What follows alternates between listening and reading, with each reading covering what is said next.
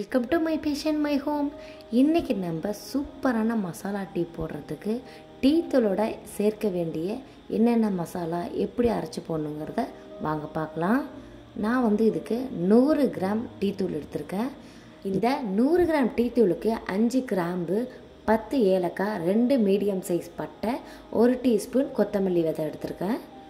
இஞ்சி ஃபைனலாக சேர்க்க வேண்டியது தான். இப்போ அந்த மேலே இருக்கிற பட்டை கிராம்பு இருக்குது பார்த்தீங்களா, அந்த மசாலாஸை மட்டும் இப்போ அரைச்சி எடுத்துக்கலாம்.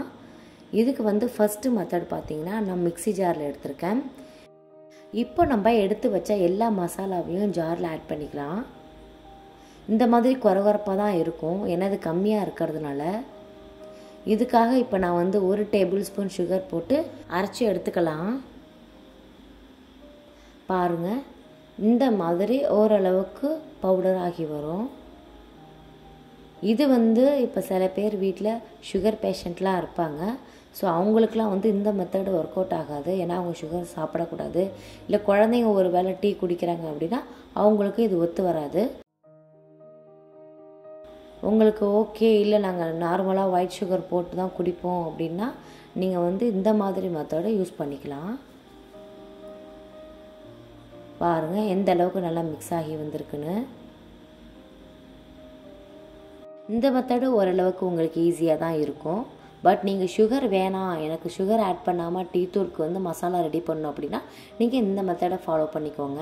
இந்த மாதிரி இடிக்கிற கல் இருக்கும் பார்த்தீங்களா, இஞ்சி பூண்டு இடிக்கிற கல், அதில் நம்ம கிராம்பு, பட்டை இது எல்லாத்தையுமே நல்லா சேர்த்து மைய இடித்து எடுத்துக்கோங்க.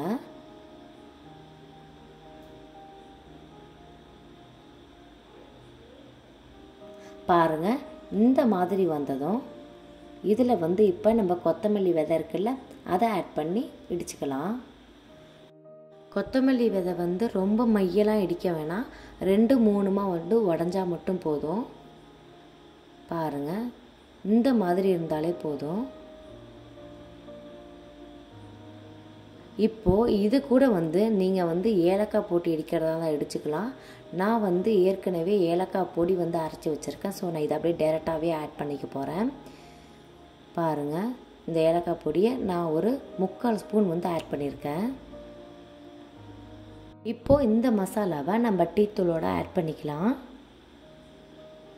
நான் மிக்ஸி ஜாரில் அரைச்சி எடுத்த மசாலாவும் 100 கிராம் டீ தூளுக்கு தான் எடுத்திருக்கேன்.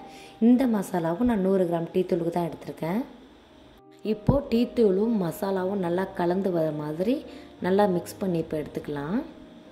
இப்போ பாருங்கள், இந்த மாதிரி நல்லா அந்த டீ தூளில் அங்கங்கே நம்ம அரைச்சி கொடுத்த மசாலா இருக்கிற மாதிரி பார்த்துக்கோங்க. டீ போடும் பொழுது 1 ஸ்பூன் எடுத்தால் அதில் எல்லா மசாலாவும் கலந்து வர மாதிரி எடுத்துக்கோங்க. அடுத்து நம்ம இஞ்சி ரெடி பண்ண வேண்டியது தான். நல்லா இஞ்சி தோல் உரிச்சிட்டு இந்த மாதிரி கல்லில் போட்டு கூட இடித்து நீங்கள் எடுத்துக்கலாம். இல்லை அப்படின்னா நீங்கள் மிக்சியில் கொடுத்து கூட இந்த மாதிரியே எடுத்து வச்சுக்கோங்க.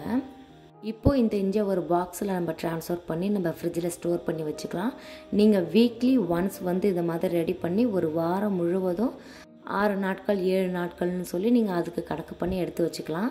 இப்போ சர்க்கரை போட்டது இல்லை கல்லில் இடித்ததுன்னு தனிப்பட்ட முறையில் 2 மாதிரியான டீ தூள் மசாலா ரெடியாக இருக்குது.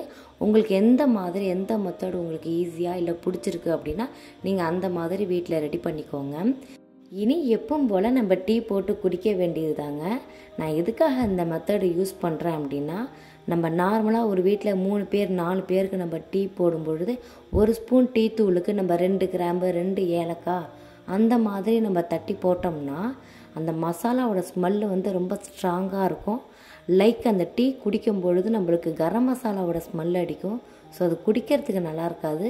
இந்த மாதிரி பல்காக 100 கிராமில் 5 கிராம்பு, 10 ஏலக்காய் அப்படிங்கிற கணக்குப்படி நம்ம தட்டி போட்டோம்னா ரொம்பவே அந்த மசாலா டீ குடிக்கிறதுக்கு மைல்டாக இருக்கும்.